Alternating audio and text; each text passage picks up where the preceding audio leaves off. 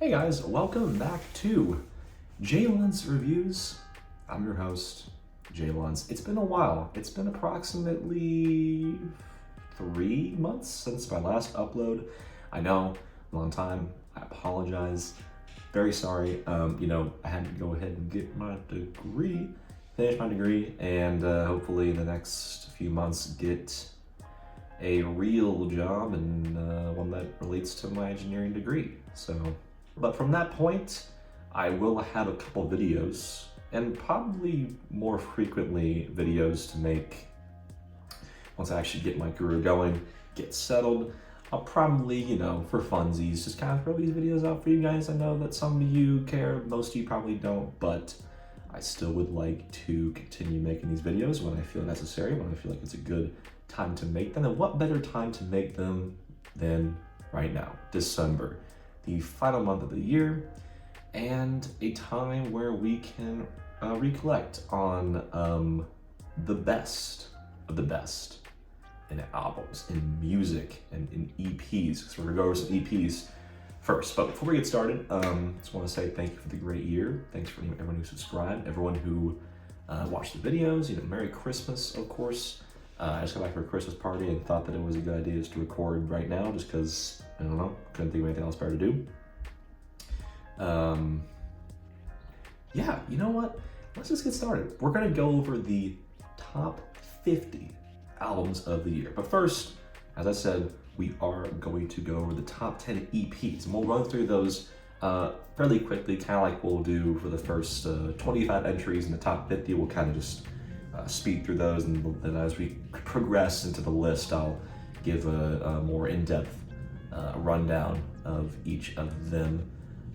So let's just get started with the 10th best EP of the year, Empty Stomach, Willing Faith by Bappy, a very nice experimental hip-hop and noise-adjacent cloud rap, very cool modern take on the genre. And then we also have the return of Imogen Heap with I Am Blank. This EP taking the number 9 spot. I haven't heard her in a while. Number 8, we have I Chased a New Crow's Shell EP, a very eerie and kind of avant-garde folk release, kind of creepy, mixing a lot of different genres. Number 7, we have Kid Tokyo's new EP, Dianthus, which is a very good mix of conscious hip-hop and jazz rap. Really great young. I think this guy's around 17 or 18, and he's killing it. Look out for him the next few years. Next, we have After's first EP of the year. There's going to be some more down the line from this group, that you'll hear in the next minute or so. But their first EP I thought was great. Very nice mix of trip hop and pop rock that's kind of 2000s adjacent. Then we also have What Is Your Name with Pillow EP, probably the best Midwest emo project of the year. Then we also have the best hip-hop EP of the year with Lupe Fiasco's Samurai DX, which kind of sort of a continuation, half deluxe version of this album last year, if you want to call it that. Then we have the Orchestra for Now's second EP of the year, Plan 76, which is a group that is coming from the windmill scene, I believe, and they're inspired by a lot of old 70s symphonic prog, mixing that with some post-hardcore. Very interesting listen. Go check it out if you're really interested in that, some interesting genre bending. And in second place, we have Drug Bug's newest EP, Sometimes It Gets Worse. This artist was the singer, or one of the singers for the band Willie Rodriguez before they unfortunately disbanded a few years ago. But going solo, he's doing some really cool stuff with Soccer Rock, and I think you should definitely check it out. Number 1 best EP of the year, though, we're going to go with After's second EP of the year, just after EP2. I wish these tiles were, I wish they were tiled something, but they're not. But anyway, this was a really good, very sweet, very airy trip hop and pop rock adjacent EP with some down-tempo bits. Two of the choruses on this EP really pop, and I think the vocalist has a nice mix of like Taylor Swift and also kind of Imogen Heap and also kind of Hayley Williams, Paramore, I would say. It's a very, but it doesn't sound like a copy of those artists. It's very nice new voice. But now that we have those out of the way, we can go over the top 50 albums of the year. It's a lot of albums, so we're gonna try to go through some of them quickly because we do not want to make this video 18 hours long. So we're going to start with number 50, Sincerely, comma, by Kali-Uchis, a really great, probably the best mainstream soul album of the year. Then we also have at number 49, Titanic's new album, Hagen. Definitely some room for improvement with the vocals on this album, but I still thought it was a really cool mix of chamber jazz, experimental rock. Then we have the next project, number 48 spot, Prismers, or Black Shape's Prismer 1. A solid, albeit slightly unadventurous prog metal album. It's still a really good metal album, one of my favorites of the year. Then we have number 47, Miley Cyrus's Something Beautiful, which is a great comeback for her and had some extremely expensive sounding and catchy pop production, especially the title track, banger track. Number 46, we have the Favors, I believe, debut album with The Dream. This is the Billie Eilish's brother, or Phineas, her producer, his band. It's very Fleetwood Mac and Father John Misty-esque. It's a very sweet choruses and really, really nice soft rock production. Great album, in my opinion. Next we have at number 45, Yuragi's newest indie rock album with In Your Languages. They're kind of going a little bit further away from this mainly shoegaze sound. This was a lot more of an indie, passionate indie rock vibe to it that I thought was really great. I know some people were kind of annoyed that this band is a little bit kind of lean against their old EP that had more of a shoegaze vibe, but I thought it was still really, really great. Next we had Blood Orange coming back after a 7-year hiatus with the album Essex Honey. With some very smooth, soulful, neo-soul and R&B-esque production, with some great features from Caroline Polachek and other artists. Mind Loaded, that song is pretty great. Go check it out, I would say. Then we have an album of the year. Shout out to my boy Snooze, who dropped a great hip-hop album this year. I think that this guy has showcased some really good rapping talent, flow-wise and breath control-wise as well. And those flute samples are really, really nice. Probably some of the best I've heard this year, especially Wide Awake. Definitely go check it out, I would say. Then we have Dove Ellis's debut album, the Blizzard album. This came out at the tail end of the year. But it's a very nice, if you want a short description of this album, it's basically like a windmill scene, Black Country New Road-esque folk album. It verges on being a little bit too similar to the trappings of that album, not instrumentally, but kind of, it just sounds very, very vibe-wise, super similar. So I guess if you had a problem with that, I could see you being a little bit perturbed by this, but I thought it was great, very good. You should check it out. Next, at number 41 spot, we have The Last Dinner Party's second album in 2 years, coming red hot off of their previous LP with From the Pyre. Just a very good glam rock, indie rock album with some sick tunes on. Simple as that. It's very cut and dry, not too long, but very curt album. I thought it was very, very good. Then we have probably one of my favorite electronic albums of the year, with another album of the year user, actually. I know, not biased at all. We have Turquoise Death with a spiritual successor, sort of, to Say Bueno from a couple years ago.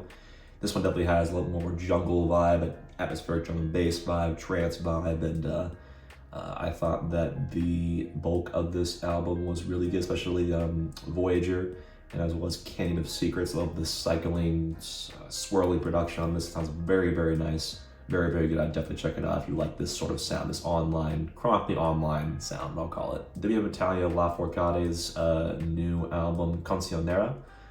Though weaker than her previous LP, at least in my opinion, it was still a very gorgeous mix of chamber folk and that bolero sound that was popularized in the 80s and the 90s. Number 38, we have the singer of Maria's Not for Radio coming out with a very surprise, out of nowhere release. Very dream poppy, very bedroom pop, indie pop focused, soft new record. I thought it was very, very good, very consistent. Not mind-blowing necessarily for the genre, but very, very good nonetheless. Then we have Gaius Guevara at number 37, a guy I've been championing for quite a while now with his newest album, Goyard Ibn Said. This is a very, very good, kind of high concept, and also sort of comedic at points with the skits. Experimental and trap-focused album with some dingy textures and some chipmunk soul as well. I think this guy is really good producing. I think that it's proven to be a pretty interesting release this year. Although I was higher on it when it first came out, it's still a really, really good album. I think you should definitely check it out. Give this guy his flowers. 4L was my favorite track, but I also really liked The Apple That Scarcely Fell. Then we have Squid's follow-up album to Oh Monolith with Cowards. A very, very good experimental art punk album from the punk trailblazers, really, right now. These guys are really hitting it hard with a lot of new records, very quick succession. But I think the story about a crumbling dystopia rebuilding itself on this album is really interesting, and that final track, Well Met, one of my favorite tracks of the year. Excellent post-rock vibes on that track. Then we have acloudyskye with This Won't Be the Last Time at number 36. A smaller electronica artist that pulls through with a delicate balance of electronic music, indie aesthetics, pop, and noise elements to yield some impressively emotional results, I must say. Very good album. Then number 34, surprise for me, because usually I'm not a big fan, usually of this artist's stuff, but I thought Bon Iver's latest album, Sable Fable, was great, one of his best, if not probably his second best behind Baby 22 Million. I know it's probably a hot take, but that's just my opinion. Don't fight me for it, or you can in the comments, I don't care. His latest LP was a great effort. I thought I had some really awesome pop soul vibe, very warm album. I still do hate that mid-ass EP from last year is attached to the front of this album for kind of no reason. I know it's supposed to be like the prologue to the album, but I still, if those tracks were on it, it probably would rank higher. But still, I mean, the bulk of these tracks, choruses and the vocal performances are really, really, really good and very, very easy to enjoy. It's nice to see him kind of find purpose in life or find solace in new life happenings. From was an excellent song on this album. Go check it out. Then we have lyrical god Jid coming back with God Does Like Ugly as follow-up to his excellent album from 2022, Forever Story. And now, although it's not quite as good as Forever Story, it was still a very, very, very good Dirty South rap album with some great trap beats and some really good neo-soul moments as well. Great flows, great production, and high charisma from Jid really carried this LP. Very, very good. Very enjoyable, at least in my opinion. Then we have kurayamisaka with their latest LP. I'm not even going to try to pronounce it because, no, it's in Japanese. But it's probably my favorite shoegaze adjacent project of the year. It's more of a J-rock album, but I thought the production on this album, the noise incorporation was very, very good. I think the lead singer did a great job on bulk of the tracks. It has a little tinge of emo incorporated to some tracks. I thought was really, really nice. Sunday Driver on this album was my favorite. I also did enjoy Modify Youth. And following that, at the number 31 spot, we have Saba and No ID's collaboration project this year. It definitely showcases Saba at his best when it comes to his dichotomy with singing and also rapping as well. Some very catchy rhythmic flows and some very subtler beats from No ID. He's not much for these crazy and intricate production aesthetics, but I thought his beats really fit Saba's delivery and his cadences really, really well. So definitely check this one out if you're looking for a very nice jazzy, soulful hip-hop release. If you're looking for one that's a little bit more introspective, kind of a little bit darker, a little bit sadder, I definitely go with the next spot, number 31, with Mac Miller's Balloonerism, as this album proves that Mac Miller's estate, excuse me, people involved with it, are really one of the very few people out there, Jesus, who really care about the artist's legacy, of Mac Miller's legacy. I like that this album felt a little bit more experimental than his albums that he released right before he died, and also the posthumous albums that came after, like Circles. I know this was recorded around the same time as that Watching Movies with the Sound Off album, so it could have to do with that, but I think that it had a very unique sound with a lot of these tracks that I was very, very into. But my favorite tracks are probably Funny Papers, especially Rick's piano. Very, very gut-wrenching and very soulful and very sad tracks, but really kind of makes you feel like in some ways Mac Miller is still here with us but listening to this album. So I think I said more in my video if you want to check that out, but either way, very good album. Next, at the number 29 spot, is probably, as one could guess, the most praised and loved hip-hop release of the year, especially amongst hip-hop heads, with Clips's comeback record, Let God Sort 'Em Out. Though I do think that sometimes Pharrell's singing on certain hooks leaves a lot to be desired. I said in my video, go check it out if you haven't, link somewhere down there. The lyricism, the bars, the ferocity, the attitude of this album was really good, really entrancing, and definitely something that if you're looking for that kind of hardcore gangster rap vibe that a lot of artists back in the day would ride on, or if you're looking just for just some great lyrics in a time where rap is not exactly known for its best songwriting, check this song out. I still think as well that Kendrick's feature on Chains and Whips is the best verse he's done in years, and I won't die on that hill. Moving along from that, we have Japanese Breakfast for Melancholy, Brunettes, and Sad Women. At the number 28 spot, proud to join in with the Sad Women on this sweet new effort from Japanese Breakfast. I thought that this album had some very, very nice and tranquil, but also very purposeful indie rock, indie folk songs on it, especially Honey Water, one of my favorite tracks of the year. Go check it out for sure. Next, at the number 27 spot, we have a kind of surprise release of this year, BRUIT's, or BRUIT Less Than or Equal To, interesting name, new album this year, who have done a lot of protesting and showcased a lot of interesting political leanings on their new album, Age of Ephemerality, which I found captivating and unsurprisingly, considering their level of devotion when it comes to fighting against certain ideals and certain institutions. Their music is not streaming on Spotify. You can find it on YouTube, I think, somewhere, or you can buy their album on Bandcamp, as you should if you want to check it out. I think that this album was really, really good. I think that sometimes the Godspeed You Black Emperor-esque passages playing in the background became a little bit over the top in terms of its very heavy and obvious and not very subtle at all delivery, but either way, it's still very interesting. I still think it's really, really good. Great production, great, interesting, powerful instrumentals as well. And then at the number 26 spot, we have betcover's newest album, Yuki, which is probably my favorite jazz rock album of the year.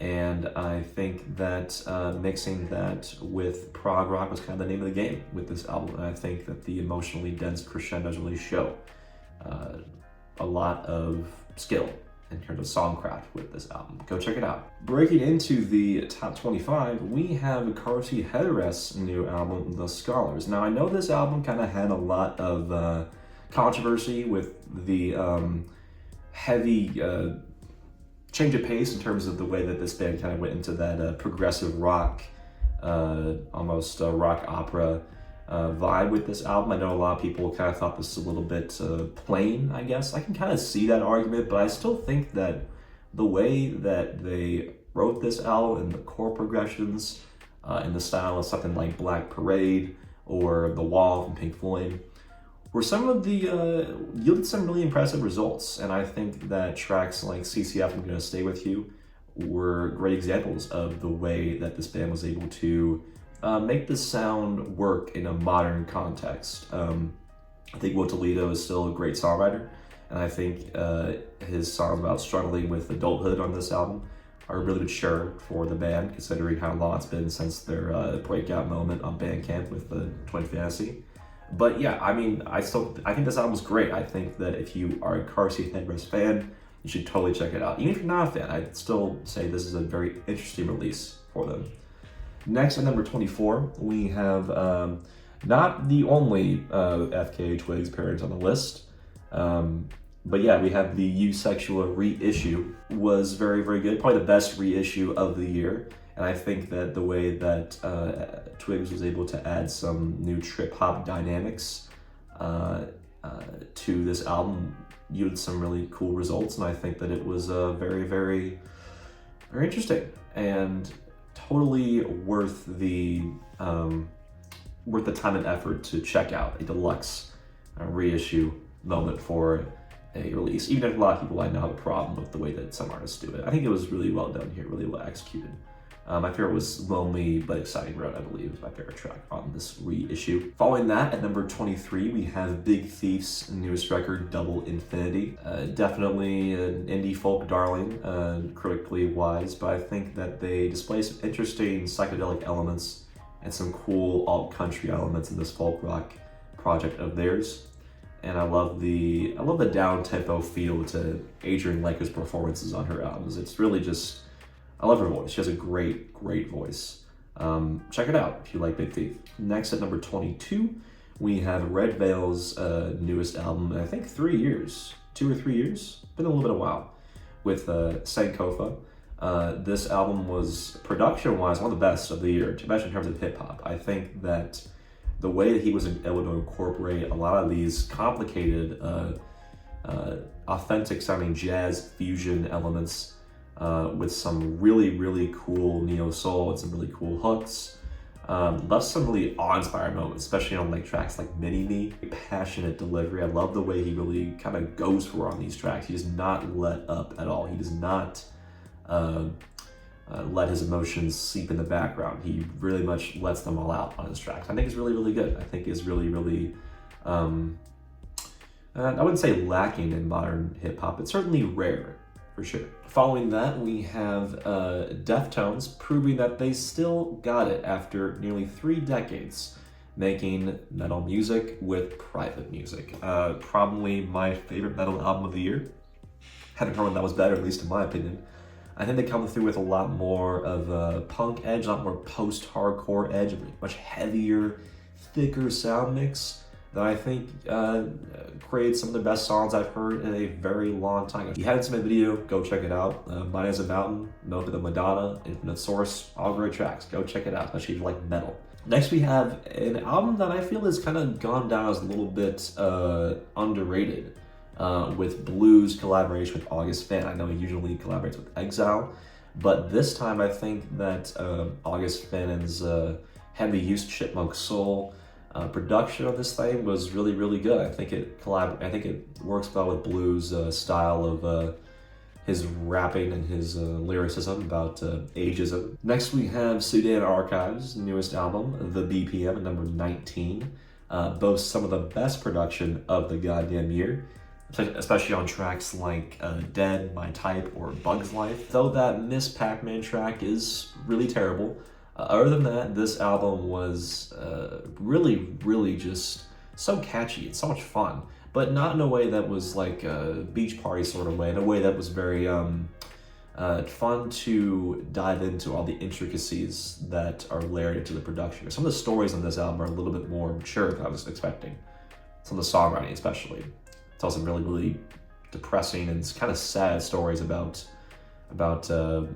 women's sexuality. Earlier this year, Swans came through with the final record in their Big Sound trilogy with Birthing, and I think that this is a really good ending to that said trilogy. As I said in my video, you should check that one out if you haven't watched that video. I love their nods to their 80s output with the no wave and gothic rock ties. I think they do it a lot better this time than they did in the 80s. I think their 80s output, they kind of didn't really know how to execute this new sound very well. But I think with a lot more maturity under the belt, they were able to pull through some really interesting material that made for a memorable finish to their, whatever this leg of their career is. I think Rope Away is one of their best tracks this this decade, for sure. Next, Laufey delivers some great love-struck stories on her latest LP, A Matter of Time, with some very nice romantic gestures and some very nice traditional jazz pop instrumentals that feel very 50s-esque. And it's honestly just a great winter album. So check this album out for the winter time. Next, we have one of my favorite hip-hop albums of the year. We have Freddie Gibbs and the Alchemist collaborating for a second time this decade with Alfredo too. And I mean, like, what do you expect? Freddie Gibbs is one of the best rappers pretty much ever. His flows are so charismatic and so good. He really has a way of just making you immediately engrossed in whatever he's saying, just through his catchy and melodic flows and everything. I think that, I know people are kind of a little bit sick of the Alchemist sort of jazzy and drumless production. I think his production style fits very well with Freddie Gibbs, who has this very laid-back, kind of gangster, I'm gonna fuck you up sort of vibe. But yeah, great album nonetheless, and definitely a very nice, smooth listen from start to finish, with some really biting bars at the same time. Go check it out. Next we have Geese, the number 15 spot, which is very surprising for me, considering I didn't really love 4D Country as much as everyone else did, but I think that they really pulled through with some of their best material ever on this album, and really solidified themselves as kind of the weirdos of the modern day indie rock scene. I think that Cameron Winter's voice may be a bit odd, but it does fit with these krautrock, psychedelic, noisy punk tracks, and especially on tracks like Bow Down, Taxes, the title track, or especially Long Island City, Here I Come, one of the best tracks of the year, hands down. Though I still can't quite get down with how garish the vocals and production are on the opening track, I still think this album, from start to finish, was one of the more engaging listens, definitely one of the more interesting ones of the year. Number 14, we have another surprise of this year. We have Quickly's I Heard That Noise, which is incorporating so many different elements of electronic music and folk and pop and rock. It's really hard to pin down a specific sound this album sticks to. But I think the way that they switch from these indie rock flourishes to these very lo-fi noise passages is super innovative for the folk scene nowadays. I think it really puts you into that state of mental turmoil that the artist is trying to convey. Yeah, I think it's very authentic, very somewhat strange, but really rewarding listen. Number 13, we have Panchico's newest album, Ginkgo, sorry if I'm butchering that pronunciation. This band is still kind of experiencing their newest comeback in the last few years. I love the nods to the old Brit pop of the 90s, maybe a little bit of Oasis and Radiohead in their style, and I love the atmosphere of these tracks. It's super wet and dreary, but also soothing at the same time. Very unique rock album you should definitely seek out. Number 12, we have Ichiko Ayoba's newest effort with the gorgeous album Luminescent Creatures. I also did a video for this album, but it was awesome, aquatic. When it comes to the word soothing, no artist does that vibe better than Ichiko Ayoba. I think that the aquatic nature recordings on this album that whisk you away to a time and place of simple and tranquil peace is really just such a vibe. It's so serene and so beautiful, and I think the new age passages on this album, while some might find slightly less rewarding or might be a little bit more boring than her last album, I think that it was still executed with a lot of finesse. So check it out. It's one of her best works, I think, for sure. Just missing out in the top 10, we have Low Roar's newest album, House in the Woods. Rest in peace to the late singer of this band, Ryan Kurayamisaka. Sorry if I'm mispronouncing that name. I know he's Icelandic, so I might be mispronouncing that name. But either way, knowing the story of this album and the band, the circumstances of this album's creation is definitely hard to ignore while listening to it if you do know it. But either way, this is a somber record with a lot of subtleties in the production, especially with the ambient quality to the instrumentals. If you are one of those listeners who cries easily to emotional songs, then Gone Fishing will leave you drowning in a puddle of tears. Definitely. So if you're looking for that, check it out. Following this, at the number 10 spot, breaking into the top 10, we're almost done, we have Mackenzie Dixon's newest album with Magic Alive. This guy showcases he's still one of the best rappers in the game right now, delivering another very short but sweet 30-minute-ish album that weaves together the story of acceptance of loved ones who have passed and the ways in which people can improve upon themselves and grow to live above a troubled past. The production on this album was really great, kind of experimental at points, especially with that recitaf song. Great song either way. Incredible horn sections and fast flows on Run Run Run Part 2. I absolutely love this album. It's definitely one you should check out if you really are looking for something that is jazzy, catchy, triumphant, and uplifting at the same time. At number 9, we have one of the most promising bands out of the United States, out of Michigan, I believe, who went through a name change from their old name, Kingfisher, and put out the self-titled album, Racing Mount Pleasant. A lot of people saying this sounds a lot too much like BCNR.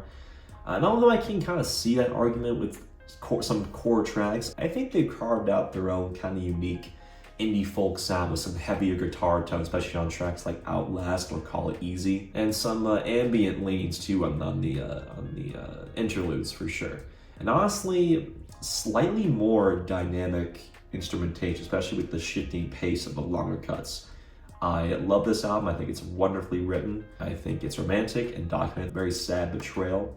Emily, man, top 10 songs of the year, hands down. Next, an album that really needs no introduction if you are heavy into the underground music scene at all, or YouTube, or Album of the Year, or wherever the hell you are online. And we have Quedeca's new album, Vanisher Horizon Scraper, number 8.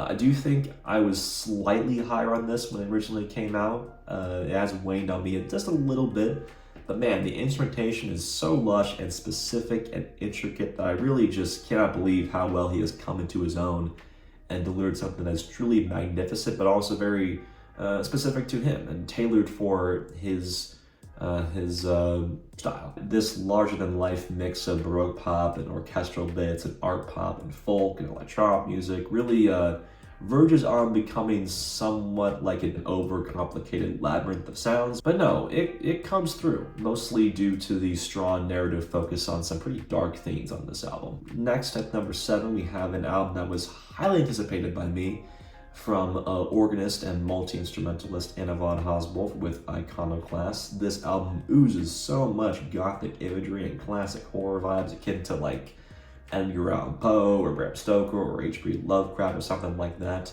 And the post-rock approach to a lot of these tracks makes you feel like you are slowly spiraling into like a deeper and deeper haunting madness. Anna's performances are gorgeous, yet terrifying at points, and her odd pitch shifts and even the features from artists like Ethel Cain fit like a hand in a glove on this excellent LP. I adore this record, and I do not at all regret putting this on a Halloween party, even if I did get thrown out the door immediately. Speaking of Ethel Cain, we have number 6, Willoughby Tucker, I'll Always Love You, her latest LP, which I mostly put high on this list due to the awesome slowcore production and fantastic incorporations of ethereal wave and some Americana, but I also think the narrative on this thing is so captivating and sad. I really do feel for the character that Hayden is portraying on the story, even if it is technically a prequel to Preacher's Daughter, I believe. And some of the themes and events in this album that are soundtracked on this album are so disturbing, and the imagery is so vivid that it almost feels like watching a film. Breaking into the top 5. Yes, we are finally at the top 5. We have FKA Twigs' album from way back in January, EUSEXUA. I told you that we would see her again, and yes, she is here, number 5 spot. The production on this album, from the trance-like catchiness of the title track, to the rhythmic Perfect Stranger, to the pounding drums on Drums of Death, to the ascending strings on Striptease. The compositions on these songs are damn near immaculate, and the songwriting does not slack either, especially on something like Perfect Stranger, which is this odd tale of like seeking sexual pleasure in someone you've never really met to avoid the baggage that comes with knowing someone by their faults, by their past actions. Twigs continues to be one of the best and biggest innovators in pop, and her shift into this more electronic territory proved to be very fruitful. at least in my opinion. So go listen to it. Next at number 4 is a placement I'll probably get into some hot water with, except for the diehard Paranormal fans out there. And now that I just said that, I think you know that the number 4 spot is taken up by Seeking Darkness by Huremic. This record may not have the artistic prowess or songwriting quality or even the album curation of albums that come before on this list or albums that come after, but goddamn, the sound of this album is unlike anything I have ever heard. Diverging away from his usual shoegaze sound, this album, which is apparently a practice album by the way, is this daring mix of experimental textures and guitar rhythms looped with these psych rock heavy reverbs and tape delays, woven with some interesting use of acoustic and folk music from Korea. There are some moments in this record that sound so larger than life that they border on apocalyptic. I said a lot more in my review of this thing, but if anything that I just said sounds interesting to you, you should definitely check it out, as it is now streaming, as it was not streamed when it originally released, but you may not know that it is on Spotify and Apple Music, I believe, as well, so go check it out right now if you want to, or finish the video first, but then go check it out. Don't leave that. At number 3, best pop record of the year. I don't really think there's a very big question mark with that. We have ROSALÍA's Lux. Though it feels kind of dishonest to call this simply a pop album because there's so much more going on. The classical vibe with the pristine string sections and the grand crescendos really gives this a symphonic vibe, almost like you are the audience of a huge orchestral theater hall. Her performances on this album, I mean, they're so goddamn good. Her voice soars over these instrumentals. And if you disagree, I won't do anything to you, but I just need you to know that you're wrong. You should know that. 13 languages on this album. 13. At the number 2 spot, the penultimate position, we have what I believe is the best produced album of the year, especially in terms of sampling, with the best hip-hop project of the year, Ego Trip by rapper-producer duo John Mitchell and Anthony James, who apparently got their big break over TikTok. And I say big break, but this album is still not getting near enough attention that I see online, because I see no critics saying a peep about this thing, but I am here. I am here to champion it. Ego Trip is a masterclass in the incorporation of those dusty, vintage soul performances combined with some excellent drums and psych rock guitars that sound so authentic. I could be convinced that it's live instrumentation or something. The hooks on this album too, from Don't Save Me to Preacher to Nobody, are some of the best of the year. And the rapping from John Mitchell is so good, so emotional. It really sounds like the ideas and concepts he's rapping about in terms of crumbling faith against racial oppression are tearing away at his core. Even still, the album is uplifting and triumphant, but also conscious and demonstrative in so many of the best ways. But number 1, should not come as a big surprise if you watched any of my videos this year, is Maruja's debut album, Pain to Power. I kind of covered everything I wanted to in my video, but I feel that my feelings on that have really only solidified and gotten stronger over the last few months. But I want to say the powerful messaging on this record is truly one of a kind. Signals back to a lot of older politically charged bands whose past warnings have in some ways become the norm in society. So I think it's cool there's a band out there who is carrying that torch at least a little bit. And my God, the fusions of jazz, post-rock, post-hardcore, and rap rock and ambient music, even on Zaytown, and the punk elements, of course, are done expertly. And Harry Wilkinson is leading this band into rock territory that I am ecstatic to see done more. I cannot wait for this band to continue their journey, and go check them out right now, because the video's over. Because that is my top 50. I know that it's not going to be the same as yours. I know that you probably have a lot to say in the comments, so let me know down there what your favorite album of the year was, what your least favorite album of the year was, because there are plenty of those as well. But yeah, I'll probably also have a video coming out pretty soon on the movies I've seen this year. Probably a tier list I'm assuming, I'm not really totally deciding because I'm pretty sure I haven't finished watching a couple things I want to see before I make the video, but yeah, expect that before the year is out, I think. Yeah. Thanks for watching, and subscribe, like, comment, share it, all that jazz. Appreciate you still being here, and peace, and happy holidays. Happy holidays to you.